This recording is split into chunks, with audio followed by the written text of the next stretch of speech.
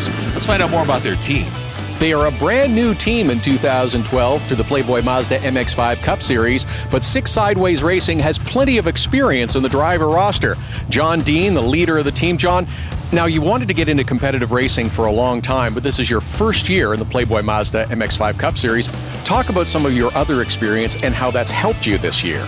I started out as a racing instructor for about 10 years now, and it was very difficult to find the funds to do a full season, so this last year, actually, we ran into projections research guys, Steve Molnar and Diane Mold, and they actually wanted to come do this last year, and they felt like they weren't ready, so we've been doing a lot of coaching leading up to this, and this year they felt ready, but the schedule just didn't work out for them. So they'll be here for 3 of the venues this year, and Projections Research is one of our major sponsors. There haven't been many difficulties, honestly. We're both very competitive. We both want to win.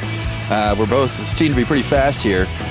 So far so good. We're doing well, and I wouldn't say there's too many problems. I think we work well together, and it's good to have someone by your side that's also fast to push you along, and so you can compete well.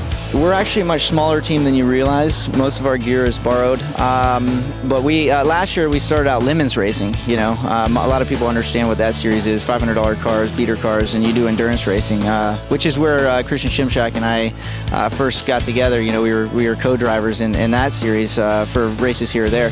But yeah, it's there's a few small teams out here. We're actually a very small team.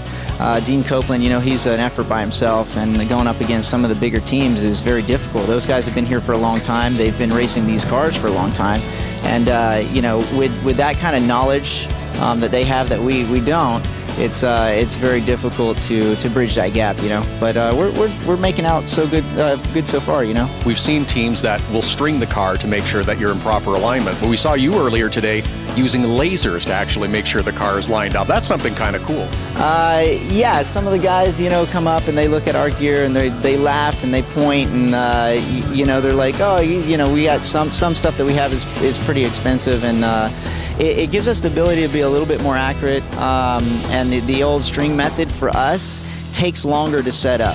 So if we can save time, we save money in the long run. Well, I can sell those little pop-up tents you get them from Costco for about $39.95. They're doing it on ingenuity and enthusiasm. Good for you, John Dean.